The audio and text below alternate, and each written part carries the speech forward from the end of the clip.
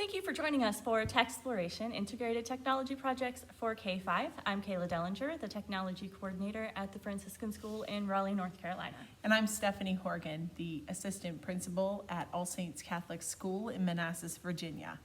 So today we're going to walk you through creating tech-integrated lessons to do in your classroom.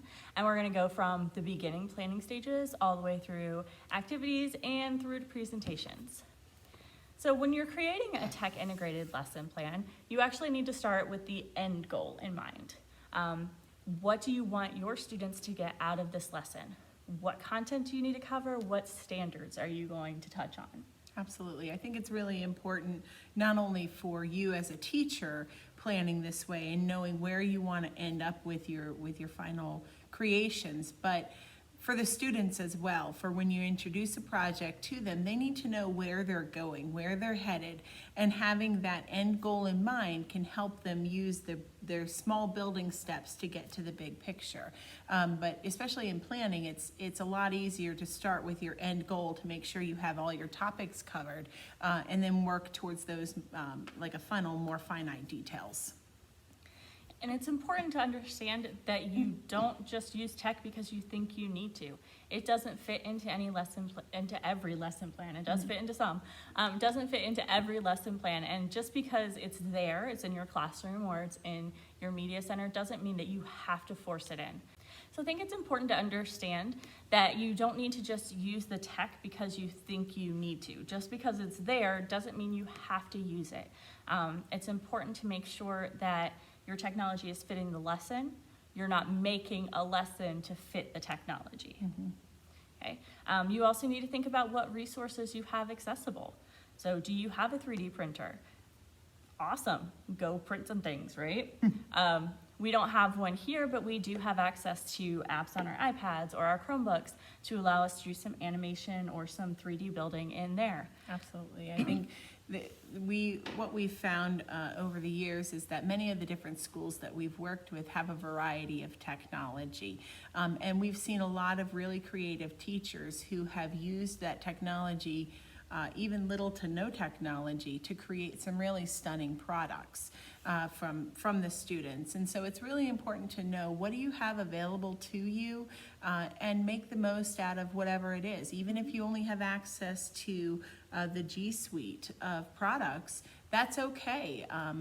A lot of really amazing things can be created in Google Sites or Google Drawings. And so use in a unique and interesting way the resources that you have available to you. Another thing is using specific resources. So if you are requiring your students to use Google Docs or to use a website that you found, you need to make sure that you also know how to use that so you know how to help them in the classroom. Because if you don't know how to do it and they don't know how to do it, then nobody knows how to do it. That could be opposite for things that the students bring in. Like if they say, oh, well, Google Slides is great, but I have this other thing that I'd really like to use.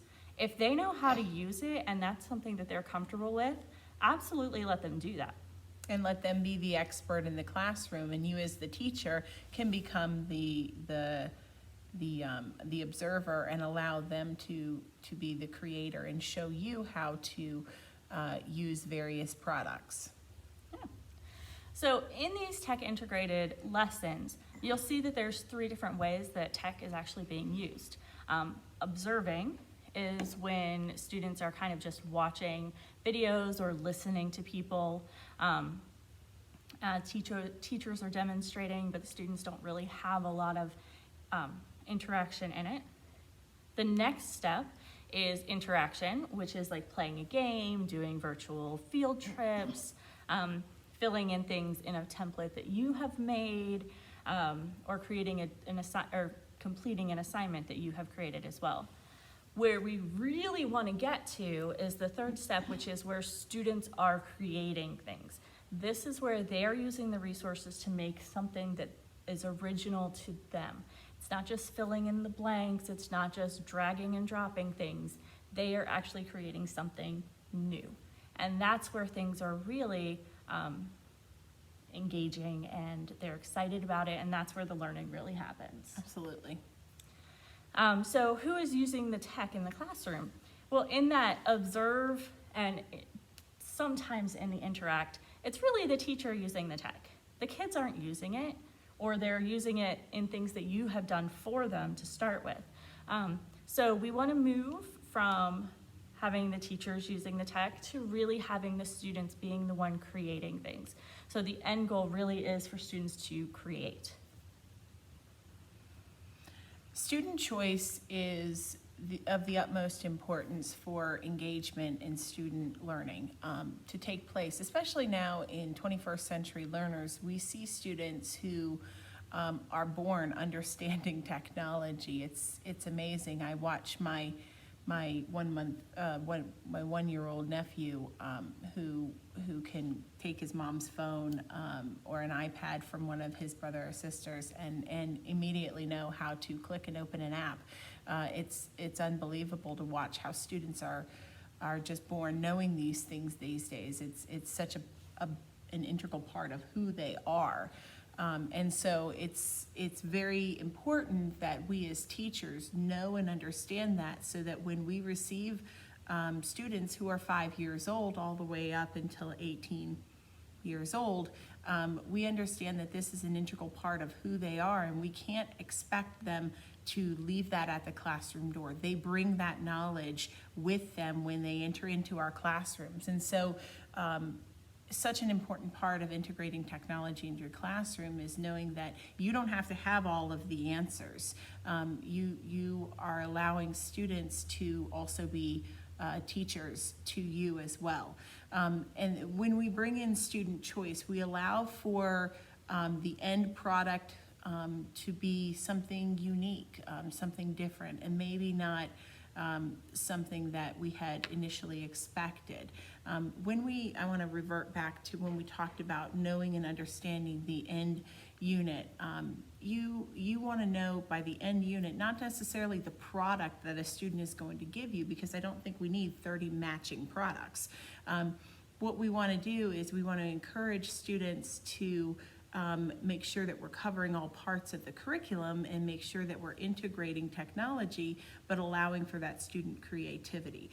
If we have 25 to 30 of the same presentation, it's boring. And it gets boring for the teacher, and it gets boring for the students. And you know that if as an adult it's boring for you, it's got to be really painful for the 10-year-old sitting in your room. Yeah, and they always judge themselves against what on the other person has done. They're like, oh my goodness, I didn't do that one like that, so am I wrong? So I think it's important for them to be able to express themselves and what they've learned in different ways. Absolutely, and not only that, but it allows them to have the opportunity to learn these skills from one another, because when students give a presentation that they're really proud of and something that they have done in a very unique and interesting way, we can make sure that other students in the classroom recognize the amount of effort that went into that, and we can build student confidence, self-confidence, and allow students to not only take on a passive role in the classroom, but also a really active role in the classroom. One of the favorite things that when I was a lead classroom teacher, I loved to hear, oh my gosh, how did you do that? Mm-hmm. Show me how to do that. And oftentimes it happened to be the more quiet kids in the classroom who had really amazing things that they were able to share with their classmates. Yeah. And a lot of times the how did you do that came from me, and the kids would teach me how to do it. Absolutely. One of the things I always said to my students when at the end of the classroom year together is, I learned as much, if not more, from you as I hope that you learned from me. And not only in being role models and examples of 21st century learners, but also in their unique integration of technology into my classroom. We are very blessed that the students in our schools have one-to-one devices, Chromebooks, and so in allowing that, in piloting that program many years ago, I was able to see students who really were comfortable with technology and allowing them to choose the projects that they wanted to do was a little bit scary for me to kind of give up some of that control, because as a teacher, I was taught to have an end product and have everyone create the same project at the end. But allowing that to go and allowing a student to bring me a proposal of what they wanted to do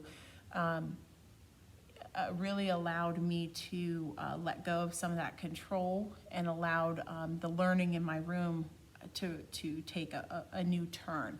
I think of one time many years ago, before I had learned what stop motion animation was, I had a student who I asked them to animate a scene from a book, and we happened to be reading The K by Theodore Taylor. And I had students, some wanted to do a radio broadcast, some wanted to write a play to show their favorite scene, some wanted to do an interview. And I had a student who came to me and said, "Can I do stop motion animation?" And I said, "What's that?" And he said, "Well, it's like where you take Legos and you set up a scene and you take a picture and then you move it a little bit and you take another picture and you move it a little bit and you take another picture." And I said, "Wow, okay, so let me read a little bit about it and then let's talk about it."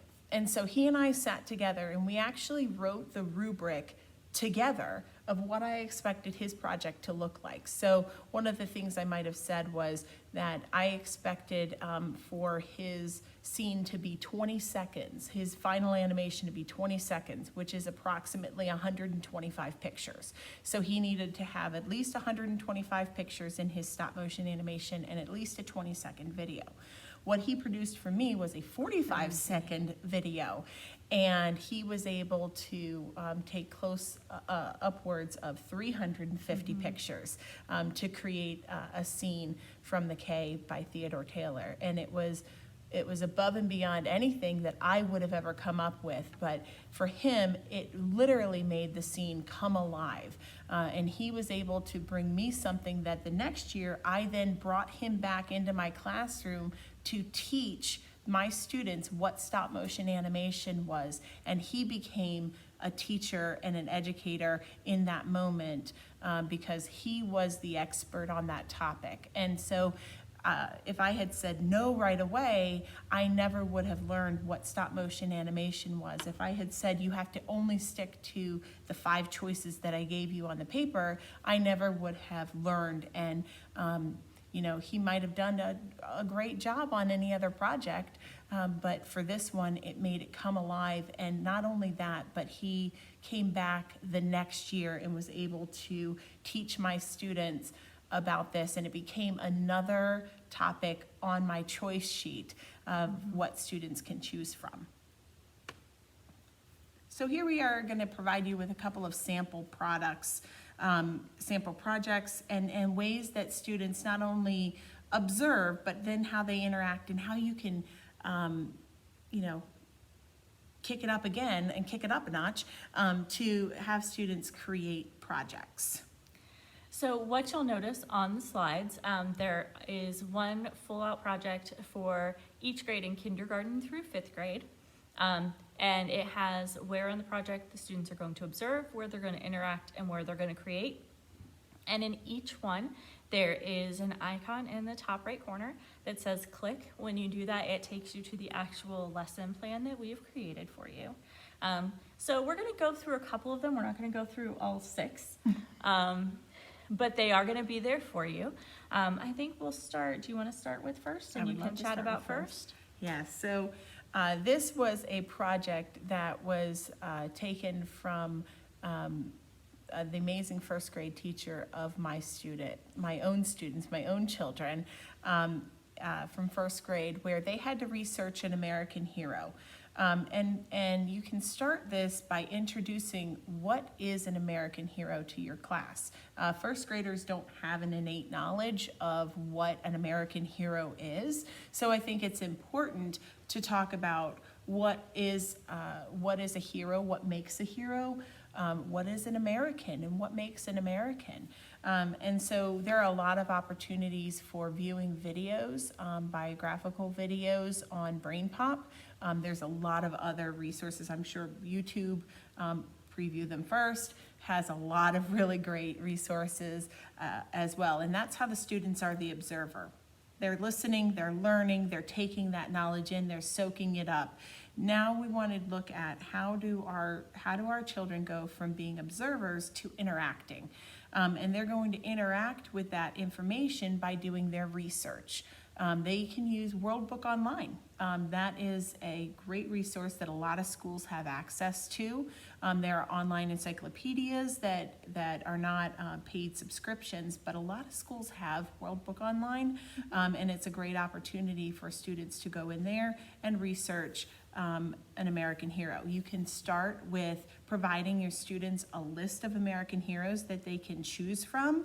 Especially in the younger grades. Especially in the younger grades, but be open that if they come to you with an American hero that they are interested in, maybe you want to take that into consideration as well. There are some parameters that you can put into place. Maybe you don't want your students to be researching movie stars or sports stars that are current.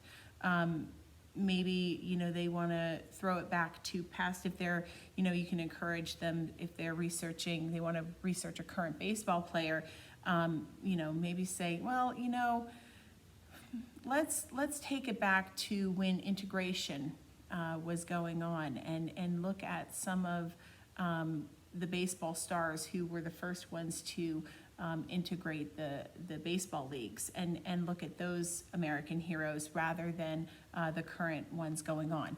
It's totally up to you, however you want to frame your project. So once the students research, and maybe you provide them with an outline on Google Docs that they can fill in. Maybe for the younger students, you have questions that they need to answer about their American hero. Now, how do we get the students to create? How do you want them to present their projects? Well, when students are at home, you can have them dress up and give their presentation on Zoom and in front of the camera, and that's great. When students are looking at creating a project, we have a lot of really amazing resources that are actually free for teachers, such as Flipgrid, and students can create their project on Flipgrid, present it to the teacher, and then the teacher is able to show all of the students through one link all of their projects. And so it's really an amazing opportunity. And you'll see again up on the top of the screen that click button. If you click it, it'll take you directly to the actual lesson plan. And what I have here, I teach, or I'm a principal in the Diocese of Arlington, so I've linked it to our Diocese of Arlington standards. However, you can tie in the curriculum for your particular diocese at any point. Yeah, so another example that we have is actually a 4th grade project, and it's called Open a Restaurant. So our 4th graders talk about health and nutrition in their science units. And so we're actually going to have them create a menu and open a restaurant of their own. So the first thing you're going to want to do under the Observe is to actually get some menus for them to look at, because, especially now, we don't go out very much anymore, right? Right. Who knows what a menu looks like anymore? So if you can get some varied menus and have them printed out or in digital format for them to see on their computers or on their iPads, you can put those up there and they can look at how those are organized. Maybe you look even at the design choices that the designers of the menu have made with like font and color and things like that, pictures, and let them really see, what on that is like a meal. What does a meal consist of? What does that description look like? Are there prices right next to the menu items, right? Are there appetizers? What is an appetizer? Main menu or main meals, dessert, drinks, etc. And start thinking about and planning, are those the things that they want to have on their menu as well? Yeah. And then in the interaction piece, there's a great website myplate.gov that has a lot of nutritional information. It's got lists of foods that are in the different food groups, how much you should have to stay healthy and to eat healthy. What is a serving? Exactly. What is a serving? How do you measure those things? And so they can also, because at some point you may have like their classmates voting on their signature dish. Like you have their menu, what is their signature dish? And so the classmates can look at it. So maybe they want to talk ahead of time about food preferences in their class. What do people in their class like to eat? Are there any allergies? You wouldn't want to put something on your menu that somebody in your class is allergic to, because they're obviously not going to want to pick that as a signature dish for you. In addition, they've got recipe websites and cookbooks that they can look through to find recipes for meals. What do they need to use? What ingredients did they need? And then going onto grocery store websites to find the actual ingredients and the cost, because we require them to have costs on their menu. They have to have prices, so they're going to need to go into that. And then in the creation part is where, after they've done all this research and all of this looking through things, they actually choose a restaurant name.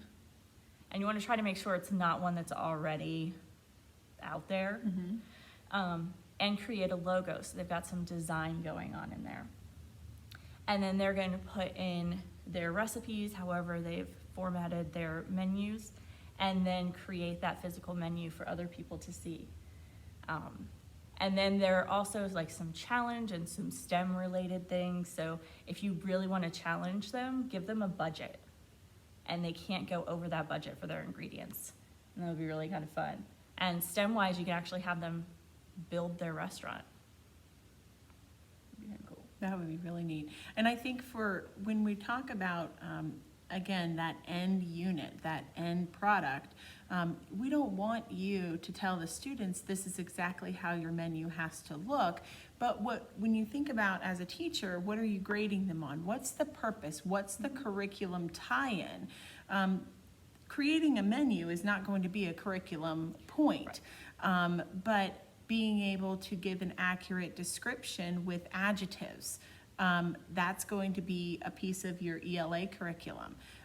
Having students be able to calculate decimals, which is adding up what their total budget is going to be, or adding up, you have this much money, what are you going to order from somebody else's menu, is going to be your math tie-in. So when you're thinking about your rubric and you're creating your rubric, you want to have things on your rubric such as student has included maybe 8 adjectives for meal description. A student has accurate spelling of commonly spelled words for your grade level. I wouldn't say that students should accurately spell every single thing on their menu correctly, but look at what are the frequently spelled words in your grade level, in the grade levels before, and you should accurately have students spell those words correctly. So you're looking at the end product of what your curriculum tie-in is going to be, not exactly what your students are going to create for their final product, because some students may want to create a paper and pencil menu, and they can, some students may want to design their menu through Google Drawings and or even in Google Docs, and they can have presented in that method. And so allowing students the creativity to present their final product while still staying in your rubric and your expectations is very important. So there are a lot of project ideas and resources, again, that we're providing to you. Please feel free that when you make a copy of this presentation, you can click throughout the resources that we've provided you, and you can see the actual lesson plans for those kindergarten through 5th grade Tech-sploration activities and integrated technology projects. The other thing that we've given you is that we want to go through the various applications that you'll see traditionally in G Suite but it doesn't necessarily, or Microsoft, it doesn't necessarily have to be the G Suite of products. But we've given you project ideas and resources. We've linked a number of traditional projects that we've had students do within both of our classrooms, or projects that we've seen done throughout either one of our schools with the amazing teachers that we do have. And so we want to start by talking about word processing projects. When we think about word processing, traditionally, we think about typing out your research project or typing the answers on your computer for your homework. But it doesn't necessarily have to be just that. So you can see that we've given you a whole plethora of ideas for things that you can do. And so when we talk about that, you can look at emails or journals. You can create text message projects. You can even create tweets, Twitter project, and you can teach students to insert word bubbles on either side of the word processing page. It is a great opportunity to have creative writing or to have poetry and storytelling. You can have a lot of close activities, things like Mad Libs as well, where students would fill in the blank, and so you give them the type of word that you want them, whether it be a noun or a verb, an adjective, an adverb, and they have to fill in the blank and create their own fun stories. You also can provide to them notes or outlines for your class, especially as you get higher in the grade levels. Students losing, not that any of our students ever lose anything, but you can have students that have lost items in the past. It's really convenient to have online notes so that students can't lose them. And so that's a great idea. You also can have any kind of reminders. It's a great link to do summer work. And what we've given you access to is a lot of those project examples that you can go through and you can actually take a look at. Please feel free to make a copy of any of the things that we've given you access to. You can always contact us if you need more in-depth information about how to do a certain project or how we worked certain activities out within our classrooms. And we would be happy to provide that information to you. So what can you use? Word. You can use Microsoft Word, you can use Pages, you can use Google Docs, and those are your traditional word processing applications. So with slideshows, these are super versatile, right? Because you have the same functions that you have in like a word processing, but more. So with word processing, it's hard to move things around, but in slides, you can insert things wherever you want them. You have multiple places that you can put things, and you can create even like videos to go along with them. Okay. So in these, you can do like blog posts, social media posts, flashcards. I know a lot of the kids that I know make flashcards where they put like the word on one slide and then they hit the space bar and the next slide has the definition. And so they can study that way and they can flip up and down. Timelines, because it's really cool because you've got the line tools and you've got the little, pictures you can put in. Choose your own adventure is really cool, and that's something that teachers can create and the kids can work through, and then you can have them create one of their own, which is really fun for like a creative writing activity. Sequencing, because you've got all those slides on the side that you can move up and down and up and down. You can get those students to not only learn how to do that, but to start putting things in order, or even on just one slide itself, you can have multiple objects that they can move around. Yeah, I used to do that when my students would read A Christmas Carol by Charles Dickens. That was one of the things that we used to do, was a sequencing activity. What came first, what came next, what came last. So with and I taught older students, so when we would read A Christmas Carol, I would give them a whole mishmash of slides, and they would have to use their novel to put the events in the order in which they accurately happened. And it was challenging, but manageable for, and if students wanted to challenge themselves, they could do it without their novel and then go back and check their work using their novel. Awesome. And then you can also do things like interactive posters. So when you insert objects into slides, you can link them to other things. And so they can create a poster.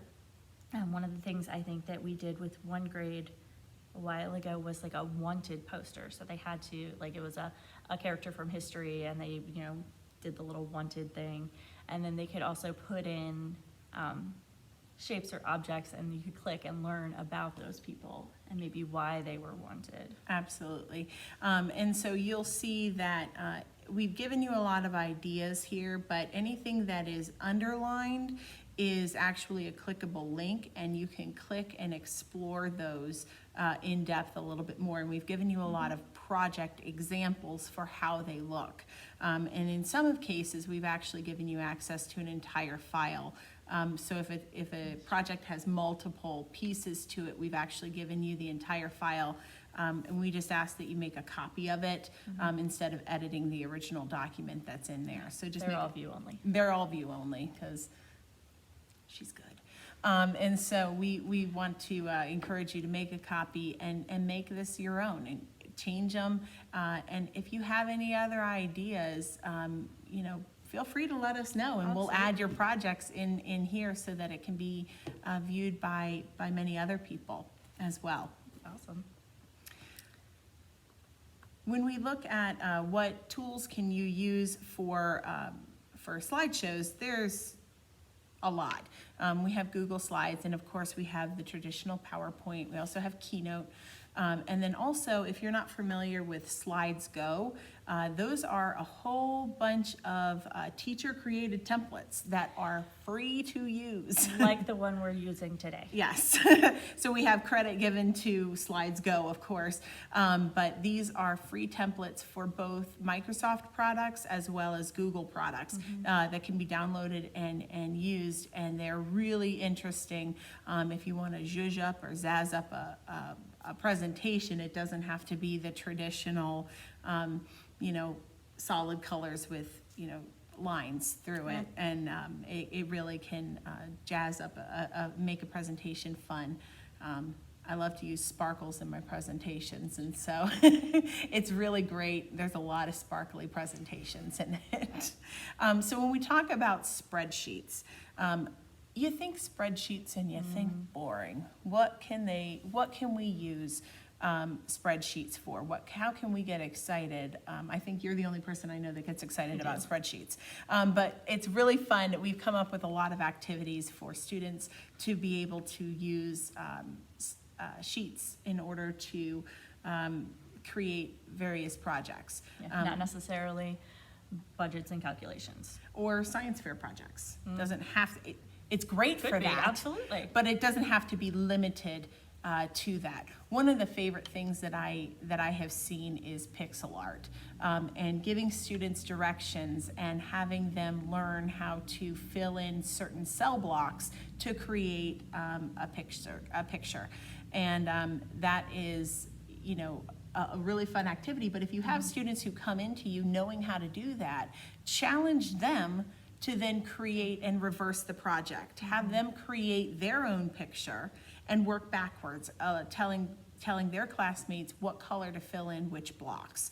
And so you can easily enrich the project for students that are familiar with how to do it, or students that start it and catch on to it very, very quickly and finish a drawing quickly. You can say, okay, now create your own drawing and use my example for the template that I told you to fill out. Create your own template, and we'll pass it out and give it as, fun bonus work for the class to use. Also, in addition, in the past, I have created, a game of Battleship with my class. And one of the things that I had them do was actually create their template in Google Sheets, and that's what they had to submit to me. And then we played a life-size version between two classrooms of Battleship, human Battleship, and it was really fun. And so I've included a link to that lesson and that example in here as well. What can you use? Google Sheets, as I've mentioned, Microsoft Excel. You can also use numbers. Those are all very comparable tools and applications that you can use for spreadsheets in your classroom. Digital art has so many different uses and so many different tools for you to go through as well. One of the things that I love is word clouds. We use word clouds all the time for everything. Our kindergartners come in and use word clouds for their sight words. So they get to choose what shape it's in and what colors there are, but they have to make sure they spell them right. And then we also have done like Christmas cards where the students put in things that they associate with Christmas, and then it goes into a Christmas shape, and then we have them on the card, and that's what they give their parents, or same kinds of things for Mother's Day and Father's Day. But also for things, you know, like characters, character studies, and Trading cards. Yes. Trading Yes. cards. There's a lot of opportunities to use digital art in the classroom. And this might be a great example of an opportunity for cross-curricular learning where you bring in Absolutely. your specials teachers. Some of those specials teachers have more talent in their pinky finger than I have in my entire body. And they're incredible resources. You know, so bringing them in and allowing them to really explore and you know, allowing them to interact with the students, not just with their curriculum, but with your curriculum as well, can provide a lot of really interesting and unique opportunities. There are a lot of fun ideas for on here. You can talk about memes. Students love memes. They love They memes. really do. And so you can provide a picture, and you'll see in the example, this is actually Kayla's cat. You can see in the example on the meme that a student actually took this picture that Kayla provided, and she said, just caption it. And this is what seventh grade boys came up with. And so it was a great opportunity to allow them to really appropriately explore memes, because oftentimes memes can be inappropriate, but this allows them that creativity to work within appropriate contexts for something that they're really interested in. It's also a great opportunity to bring in, you know, religion by illustrating Bible verses, or social studies with going into Rosie the Riveter and, you know, exploring campaign posters and awareness posters, and allowing those to, you know, become the forefront when you're exploring these. They don't just have to be pictures in the social studies book that students take a look at. And so we've given you lots and lots of ideas. One of the things that I think was really unique is that when Kayla was working through a Chromebook program, and every time students were able to accomplish one of the things on the rubric, she gave them a digital sticker. Yes, And they got badges for their emails yes, when they were able to, we were taking apart Chromebooks and fixing them. So when they were able to do each of those things, they would get a badge, and which is amazing. students really appreciated the opportunity to show what they know through their email signatures. So we've given you just a smattering of digital art websites and applications.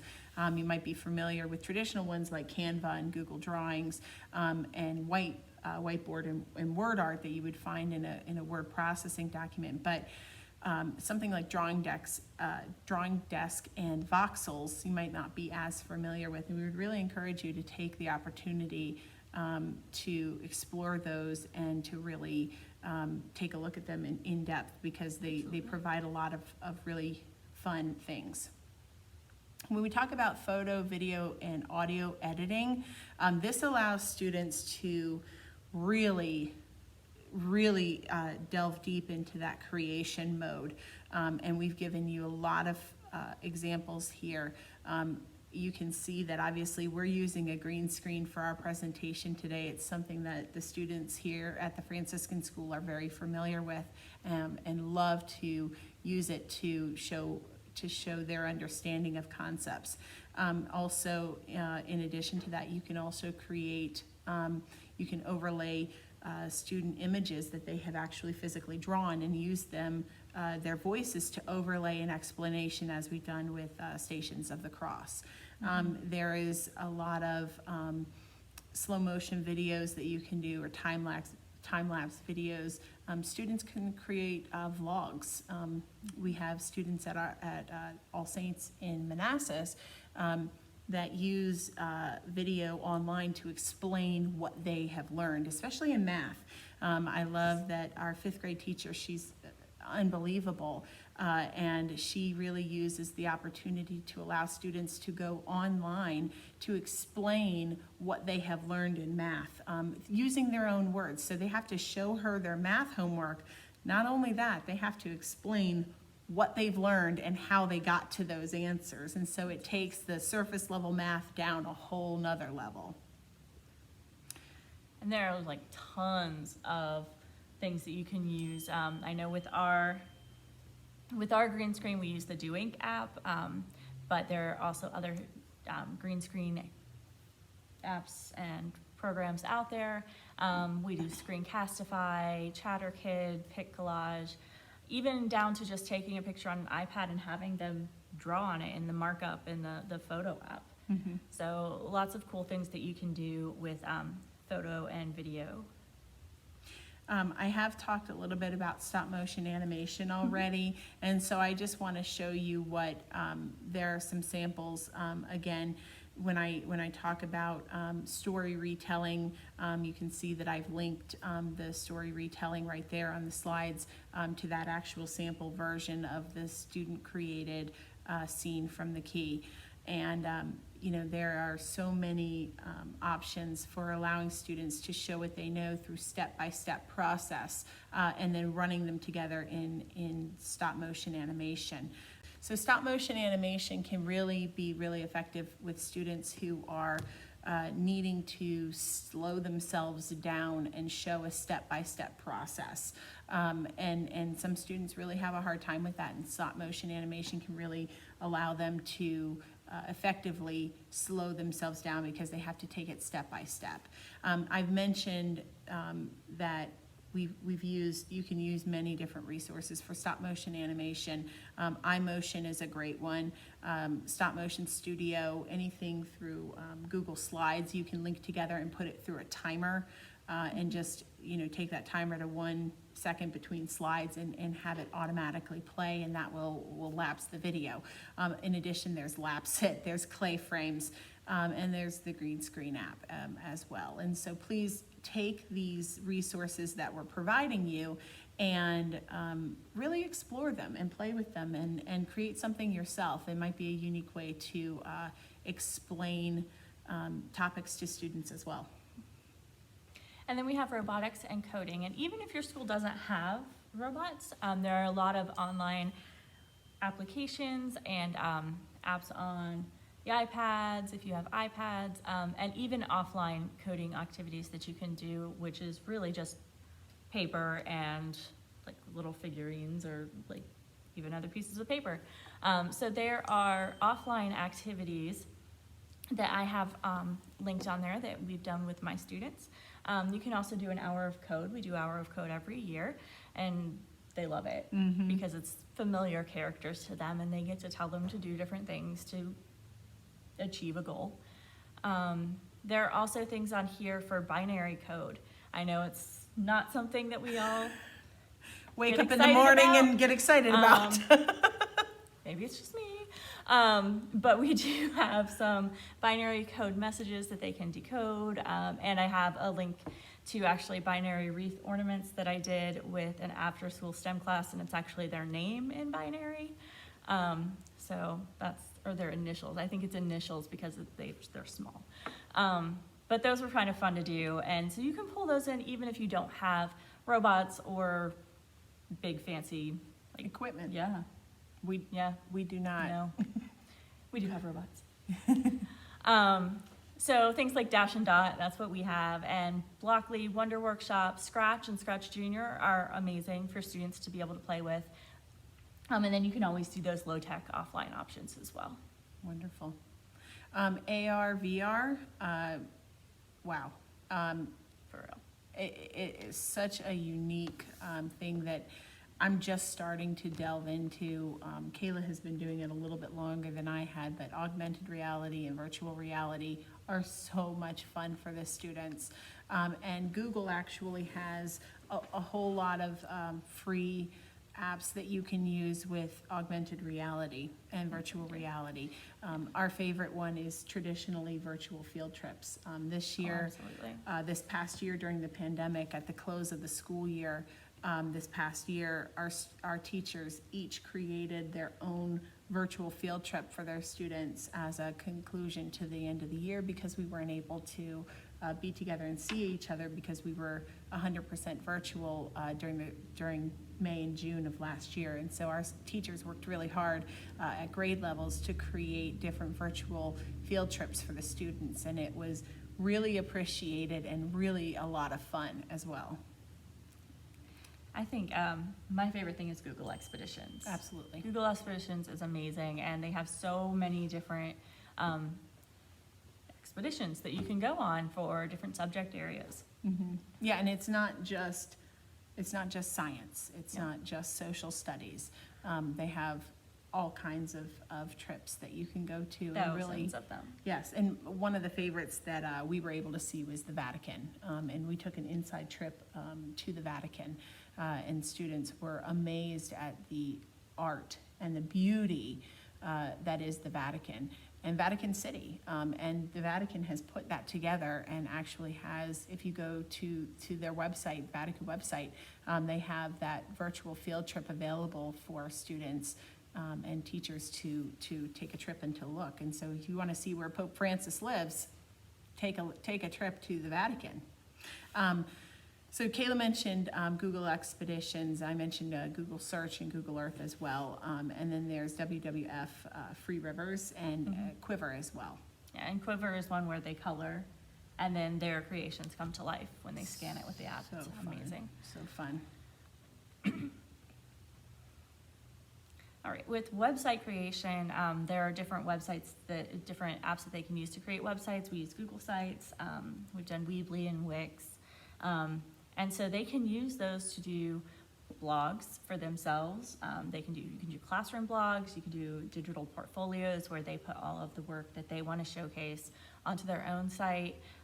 Presenting information, I know we've done where groups will create websites about whatever subject they're learning in the classroom and then present those to other groups, or they can do scavenger hunts and on the websites that their classmates have done as well. Absolutely, and I think jumping back to digital portfolios, those are really great for like 8th graders who are going into high school, because they can put their very best work from their 8th grade year into a file and then give the high schools access to that file. Or high school students going to college, they can keep their very best work easily accessible in one portfolio.